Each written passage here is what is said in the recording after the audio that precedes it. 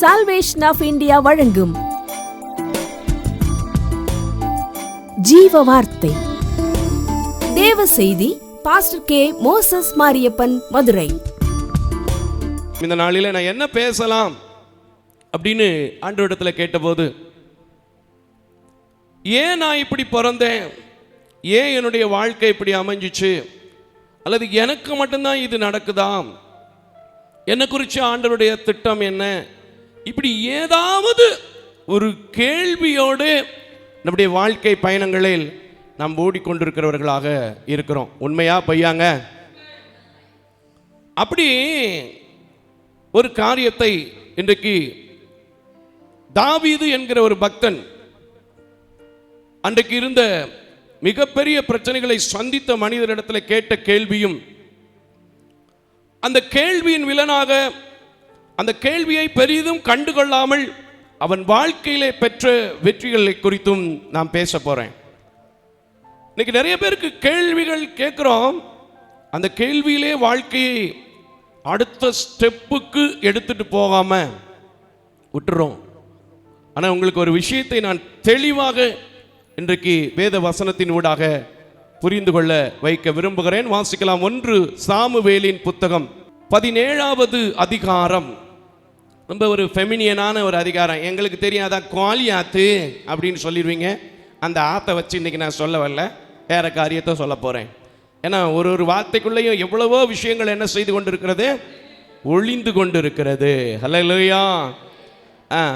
1 சாமுவேலின் புத்தகம் 17வது அதிகாரம் 28ஆம் வசனத்தை நிறுத்தி நிதானமாக வாசிக்க கேட்க போகிறோம். 30வது வசனம் வரை நாம் தியானிக்க போகிறோம். அடிப்படை வசனமாக 28ஐ வாசிக்க கேட்போம். அந்த மனுஷனோடே அவன் பேசிக்கொண்டிருக்கிறதை அவன் மூத்த சகோதரனாகிய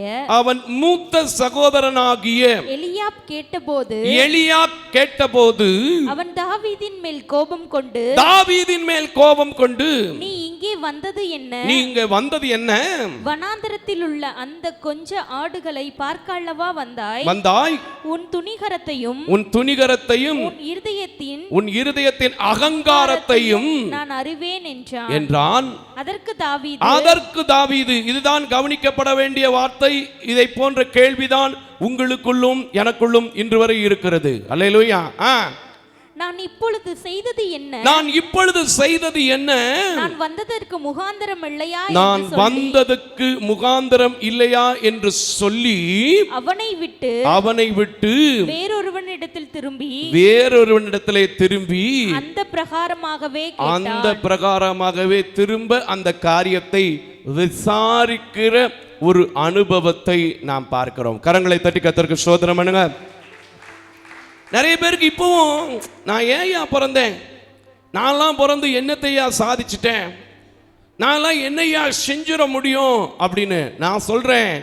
தேவன் உங்களை ஒரு நல்ல தகப்பனுக்கும் தாய்க்கும் மகளாக பிறக்க வைத்திருக்கிறார் என்றால் ஏதாவது ஒரு முகாந்தரம் காரணங்கள் இல்லாம இருக்கவே முடியாது. கரங்களை தட்டி கர்த்தருக்கு ஸ்தோத்திரம் பண்ணுங்க. அதை அறிஞ்சிட்டு நீங்க என்ன செய்யணும், புலம்பிக்கிட்டு ஓடி இருக்கக்கூடாது, உட்கார்ந்துடக்கூடாது. எப்பவும் போல அடுத்த காரியம் என்ன செய்யணும், அடுத்து எதை கவனிக்கணும், எப்படி வாழணும் அப்படிங்கிறத நம்ம என்ன செய்யணும், கவனிக்கணும். தாவீதினுடைய வாழ்க்கையில தான் எதுக்காக இந்த காரியத்தை நான் 28வது வசனத்திலிருந்து வாசிக்க சொன்னேன்னா, சோறு கொடுக்க வந்தவர் தாவீது. என்ன கொடுக்க வந்தவர்? சோறு, சாப்பாடு, அப்பமும் பால் கட்டியும் கொண்டு வந்தவர், ஆடு மேய்ச்சிக்கிட்டு இருந்தவர். வந்துட்டு என்ன செய்யறாரு, அவர் பாட்டு கொடுத்தமா போனமா அப்படின்னு இல்லை. என்னப்பா அங்க பிரச்சனை? உடனே சொல்றான், உனக்கு எதுக்குடா இது, உனக்கு எதுக்கு, நீ எல்லாம் ஒரு ஆளா, நாங்களே இத்தனை நாளா நின்றுக்கிட்டு இருக்கோம், நீ என்னமோ பெருசா அப்படின்னு கோவப்பட்டவனே என்ன செஞ்சிருக்கணும், இவரு எதுக்குங்க நமக்கு வம்பு, அண்ணனே சொல்லிட்டாரு. அல்லேலூயா. நான் ஒரு காரியத்தை சொல்வேன், முகாந்தரம் இன்னதென்று அறிந்து கொள்ளாமல் மனுஷனுடைய அதட்டுதலுக்கும் மனிதனுடைய ஒடுக்குதலுக்கும் மனிதனுடைய கோபத்துக்கும் இங்கே ஆளாவீர்கள், கவனிப்பீர்கள் என்று சொன்னால் உங்களை அழைத்தவருடைய நோக்கத்தை நிறைவேற்ற முடியாது, உங்க வாழ்க்கையிலையும் அடுத்த அடி என்ன செய்ய முடியாது, எடுத்து வைக்க முடியாது. இதை தாவீது நன்கு அறிந்திருந்தான். அதனால் சொன்னான், இந்த இடத்துக்கு நான் வந்ததுக்கு முகாந்திரம் இல்லையான்னு சொன்னது மட்டுமில்லை, அண்ணனா இருந்தா யாரா இருந்தான்னு சொல்லி அடுத்த ஆளை கண்டுபிடிச்சு திரும்பவும் அதை விசாரித்தான். எனக்கு அன்பான தேவ ஜனமே, இந்த உலகத்தில் தாவீதை போல ஒரு பாடுகள் அனுபவித்தவர்கள் என்று சொன்னா எனக்கு தெரிஞ்சு பைபிளில் ரொம்ப பேர் இருக்கிறதுக்கு வாய்ப்பில்லை. ஆனா அவருக்கு ஒரு காரியம் தெரிஞ்சது, என்னை அழைத்ததற்கு ஒரு நோக்கம் இருக்கு, என்னை இந்த இடத்துல சவுலுக்கு மத்தியிலே கொண்டு வந்ததற்கு ஒரு நோக்கம் இருக்கு. நிச்சயமாக அவர் என்னை வாழ வைப்பார், அவர் என்னை ஆசீர்வதிப்பார், அவர் என்னை பிரித்தெடுத்ததற்கு ஒரு நோக்கம் இருக்கு என்று தொடர்ந்து ஓடினான். அவருடைய வாழ்க்கை ரொம்ப பூரணமான வருஷங்களாக ஆயுசு நாட்கள் முடிந்தது என்று நாளாகம புத்தகத்தில் நாம் பார்க்கிறோம். இன்னைக்கு நிறைய பேருக்கு கேள்வி இருக்கு, ஆனா ஒன்றும் தெரியல. ஆண்டவர் ஏதாவது ஒரு திட்டத்தோடு தான் என்ன செஞ்சிருப்பாரு, உருவாக்கி இருப்பாரு. ஆண்டவர் எனக்கு ஏதாவது ஒரு திட்டத்துக்காக தான் எனக்கு இந்த நோயை அனுமதிச்சிருப்பாரு. ஆண்டவர் ஏதாவது ஒரு திட்டத்துக்காக தான் இந்த பலகீனமான மனைவியை எனக்கு கொடுத்திருப்பாரு. ஆண்டவர் இந்த ஏதாவது ஒரு திட்டத்துக்காக தான் இந்த பலகீனமான மகனை எனக்கு கொடுத்திருப்பாரு சொல்லிட்டு அடுத்த காரியத்தை கடந்து போனீங்கன்னா உங்க வாழ்க்கை மாறும். நிறைய பேர் என்ன செய்யறது தெரியுமா, எனக்கு போய் இப்படி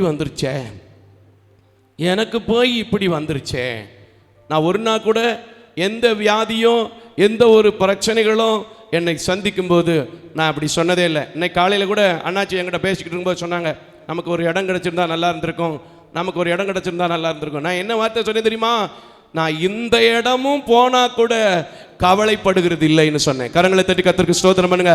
என்ன முகாந்திரம் இல்லாமல் என்னை அழைத்து வர மாட்டார், நடத்த மாட்டார், தாங்க மாட்டார், ஏந்த மாட்டார். அதான் கவனிச்சா ஏற்ற காலத்தில் ஏற்ற காரியங்களை நான் சுதந்திரிக்க முடியும்.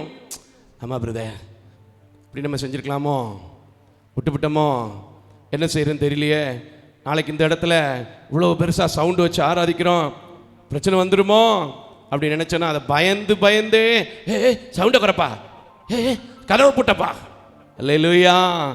ஆனால் நான் சொல்கிறேன், உங்களை உண்டாக்கினவர் உங்களை எந்த நோக்கத்துக்காக உருவாக்கியிருக்காருன்னு உங்களுக்கு தெரியாது.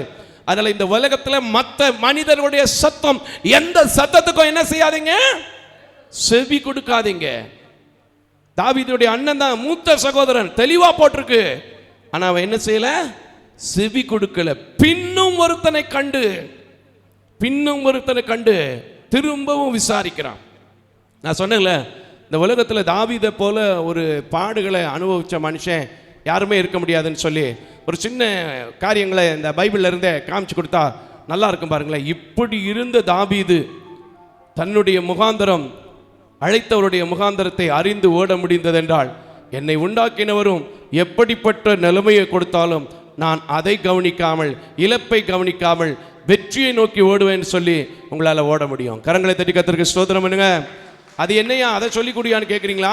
வாசிக்கலாம். 1 சாமுவேலின் புத்தகம் 21வது அதிகாரம். 1 சாமுவேலின் புத்தகம் 21வது அதிகாரம் 13வது வசனத்தை நாம் வாசிக்க கேட்போம். அவர்கள் கண்களுக்கு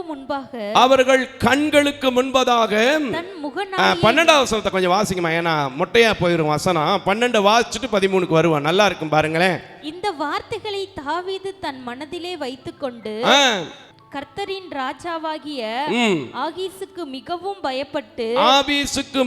பயப்பட்டு அவர்கள் கண்களுக்கு முன்பாக தன் முகநாடியை வேறுபடுத்தி அவர்களிடத்தில் பித்தம் கொண்டவன் மேல் காண்பித்து, பித்தம் கொண்டவனை போல், அதாவது இதுக்கு பேர் என்னது, பித்தம் பிடிச்சிருக்கு.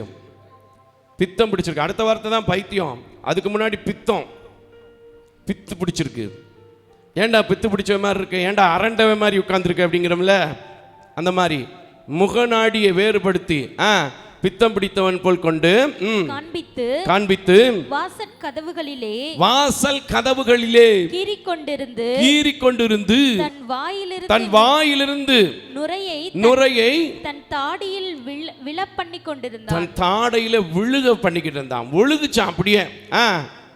அப்பொழுது ஆகீஸ் தன் ஊழியக்காரனை நோக்கி இதோ இந்த மனுஷன் பித்தம் கொண்டவன் என்று காண்கிறேன். இவனை நீங்கள் என்னிடத்தில் கொண்டு வந்தது என்ன? எனக்கு பைத்தியக்காரன் என்னமா கொஞ்சமா வாப்பா இருக்கான் அப்படித்தானே கேட்டான். எனக்கு பைத்தியக்காரர்கள். தொடர்ந்து வாசிரு மக்களே. எனக்கு முன்பாக பைத்திய சேஷ்டை செய்ய. பைத்தியம் சேட்டை செஞ்சா எப்படி செய்யும்? இழுக்கும், பறிக்கும், வேண்டாது என்னவோ அத்தனையும் செய்யும். பைத்திய சேஷ்டை செய்ய நீங்கள் இவனை கொண்டு வருகிறதற்கு பைத்தியக்காரர் எனக்கு குறைவாய் இருக்கிறார்களோ? அப்ப ஏற்கனவே அவனுக்கு பைத்தியக்காரன் இருந்திருக்கான். நம்ம ஊர்லயும் பைத்தியம் இருக்கா இல்லையா? நிறைய இருக்கு. அதுலயும் சிலுவையை பற்றிய உபதேசம் கெட்டு போயிருக்கிறவனுக்கு பைத்தியம்.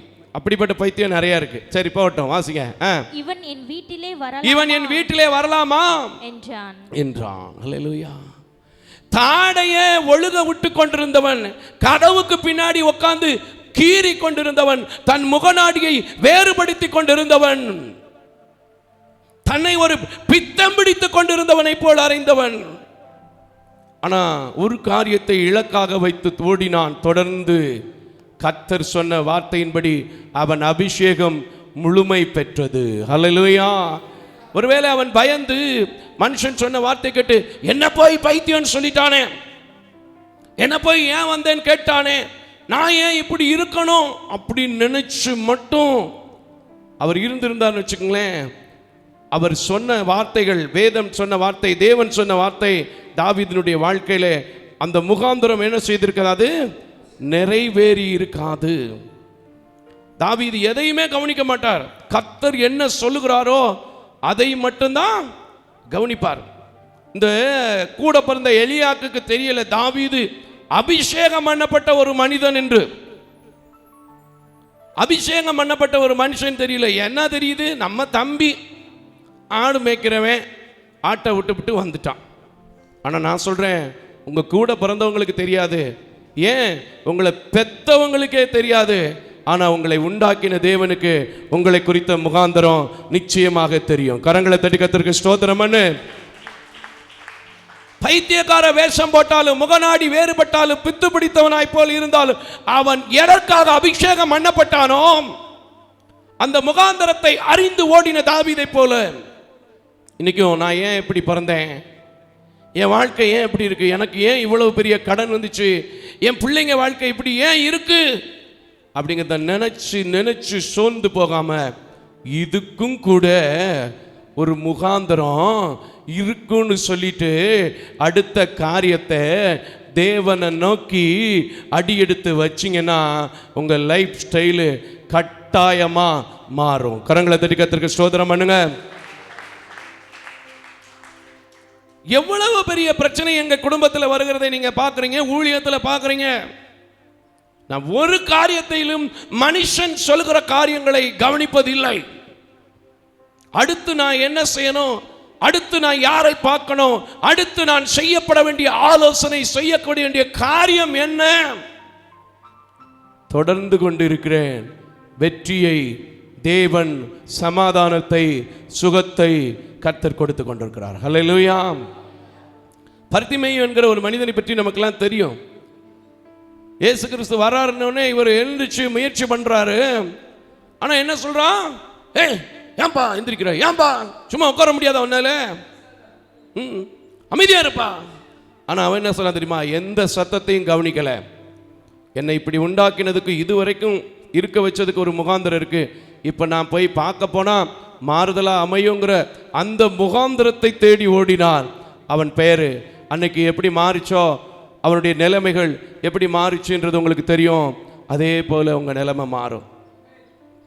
இன்னும் சில பேர் நிறைய பேசும்போது என்கிட்ட பேசுற காரியம் தான், என்ன பிரதர் வாழ்க்கை, என்ன பிரதர் வாழ்க்கை. நான் சொல்றேன் சிஸ்டர், நான் சொல்றேன் பிரதர், ஒவ்வொரு மனிதனையும் உண்டாக்கினதற்கு என் தேவனிடத்துல ஒரு நோக்கம் இருக்கும். ஹல்லேலூயா.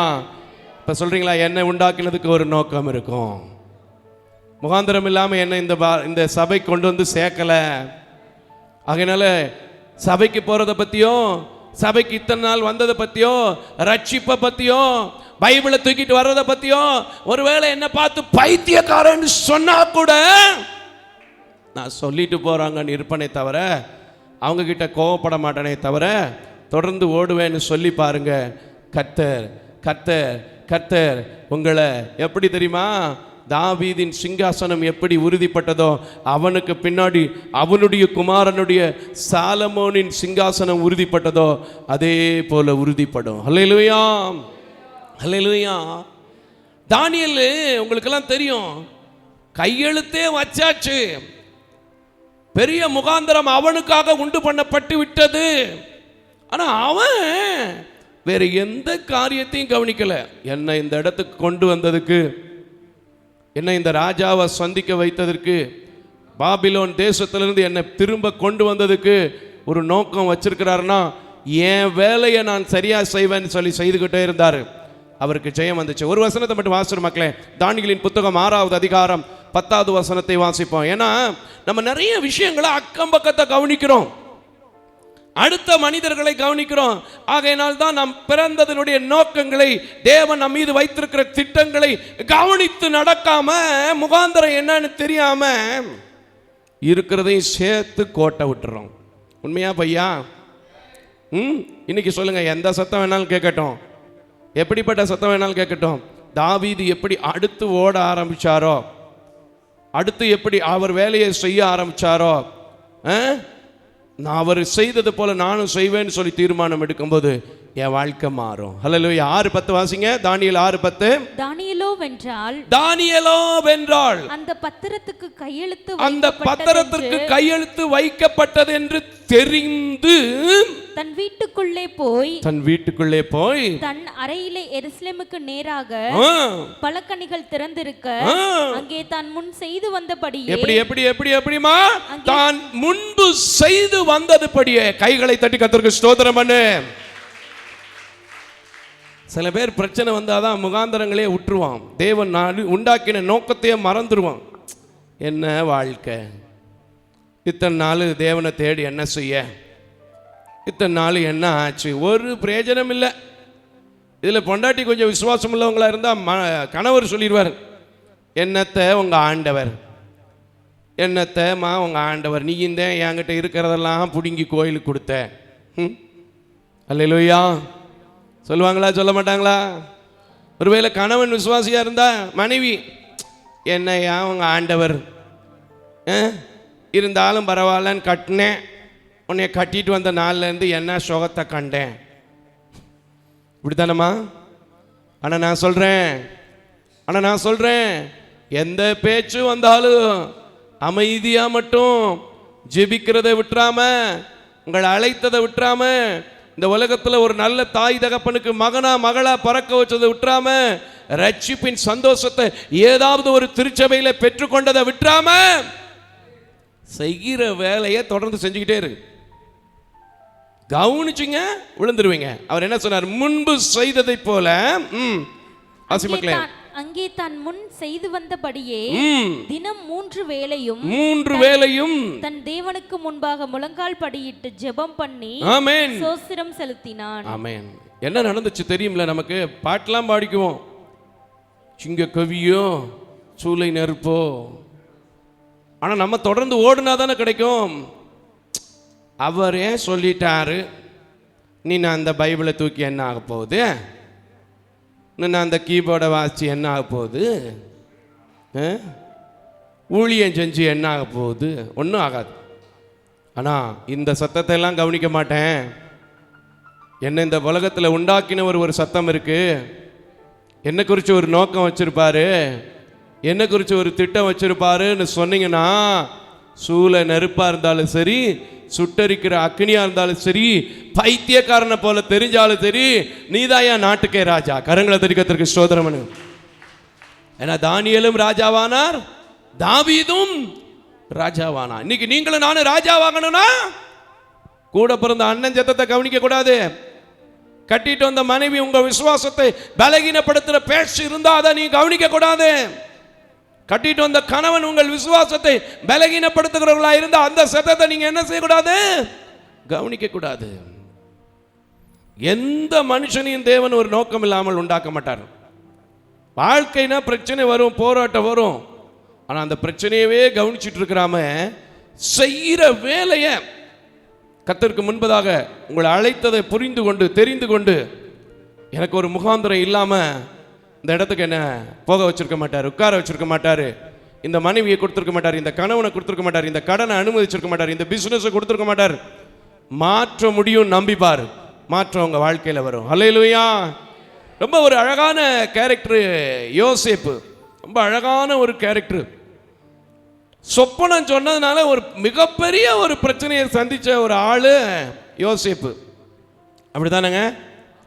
தகப்பனே ஏண்டா ஏண்டா நாங்கெல்லாம் உனக்கு அப்படிதானங்க இருக்கா? படிச்சிருக்கீங்களா? நாங்கெல்லாம் உனக்கு. ஆனாலும் அவருக்கு கொஞ்சம் மூளை இருந்துச்சு, எங்கள் திலீப் மாதிரி.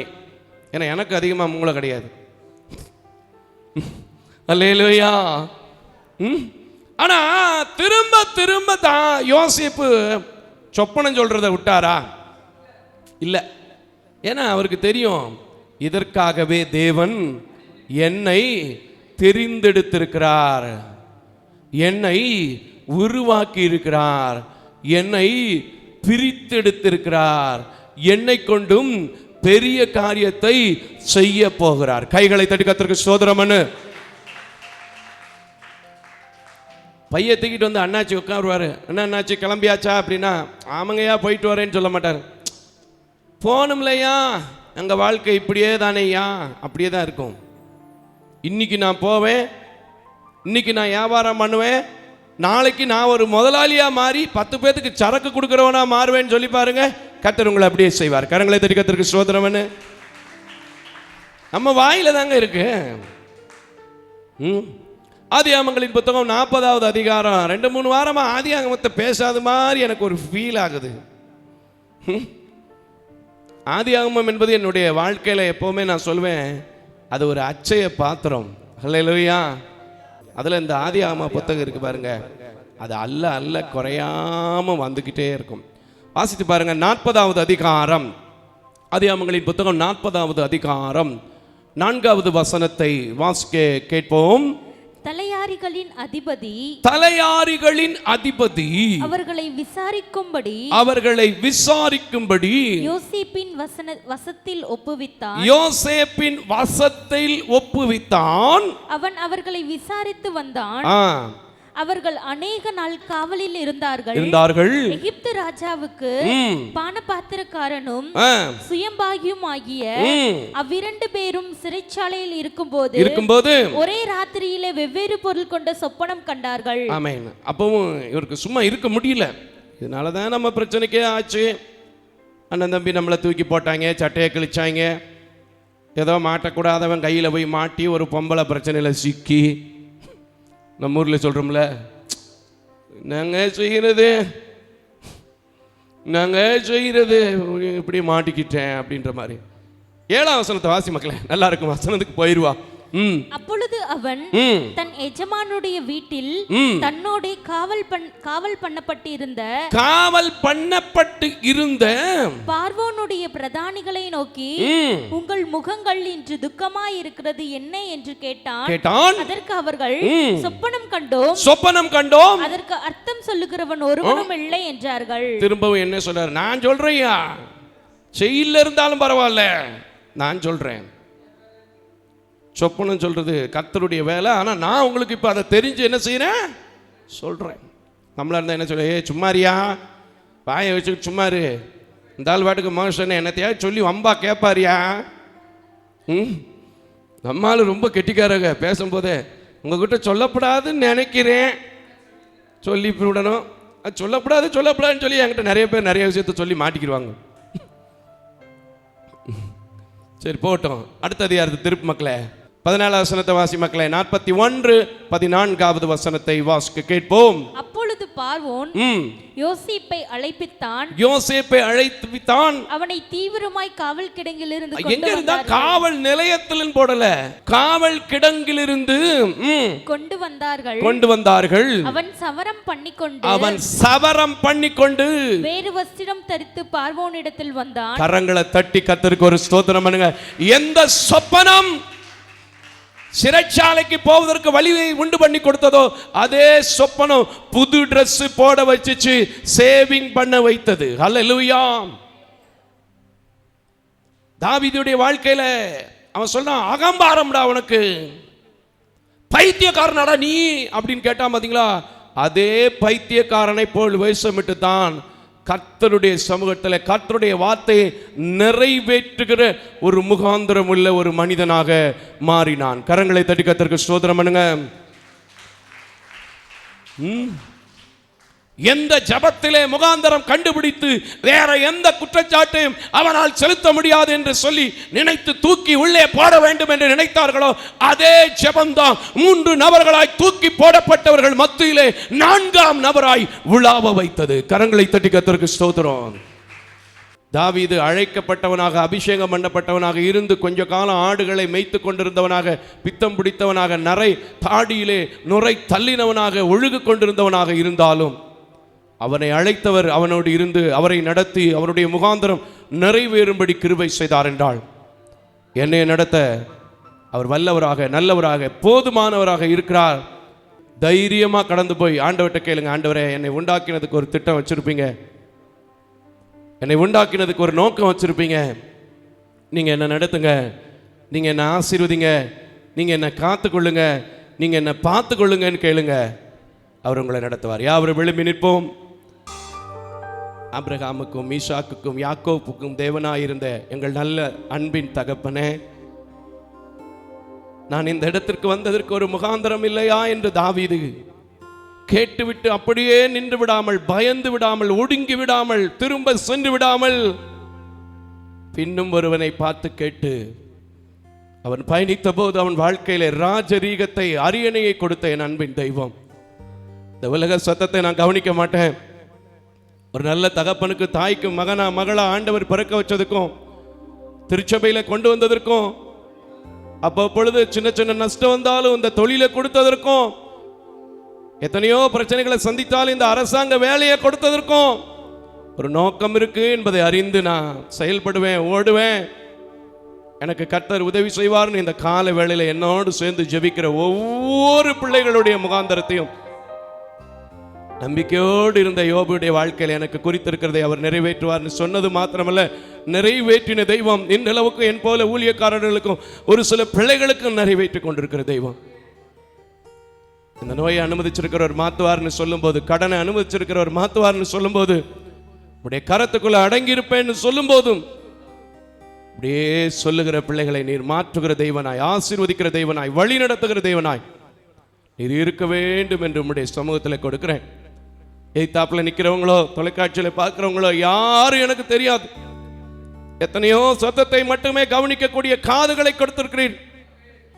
அதை கவனித்தாலும் உம்முடைய வார்த்தையை மட்டும் கவனிக்கும் போது முகாந்திரத்தோடு நடத்துகிற தேவன், முகாந்திரத்தை அநேகருக்கு மத்தியிலே விளங்க பண்ணுகிற தேவன். இந்த நிகழ்ச்சியை, இந்த ஆராதனையை இந்த திருச்சபையில் அமர்ந்து கொண்டு வெளியிலிருந்து கேட்டுக்கொண்டும் தொலைக்காட்சியில பார்க்கிற அத்தனை பிள்ளைகளுடைய முகாந்திரத்தை விளங்க பண்ணி நீர் தாமே நல்ல பதிலை கொடுத்து உம்முடைய பிள்ளைகளை ஆசீர்வதிக்க வேண்டும் என்று இந்த உலகத்திற்கு எங்களுக்காக மீட்பராக, இரட்சகராக, தயாளனாக, தயவுள்ளவராக, கிருபை உள்ளவராக வந்த இயேசு கிறிஸ்துவின் வழியாக ஜெபிக்கிறேன். நீங்க மாத்திரம் மகிமைப்படுங்க, நீங்க மாத்திரம் மகிமைப்படுங்க. இயேசுவின் நாமத்தில் பிதாவே, ஆமென், ஆமென், ஆமென். தேவ தரிசனத்தோடு செயல்படும் இவ்வூழியத்தினை உங்களது உதாரத்துவமான காணிக்கைகளால் தாங்க விரும்பினால் M Ranjith Kumar, Kepudur branch, state bank of India, account number 3386424648, IFSC code SBIN 00155669. உங்களது 24 மணி நேர ஜெப தொடர்புக்கு pastor K Moses Mariappan, 2/26 SP Natham அஞ்சல், திருமங்கலம் தாலுகா, மதுரை மாவட்டம் 625706. Phone number 9360383940. அவர் இமெயில் அட்ரஸ் mosespn.k@gmail.com. ஜெபியுங்கள், தாங்குங்கள். தேவன் தாமே உங்களை நிறைவாய் ஆசீர்வதிப்பாராக.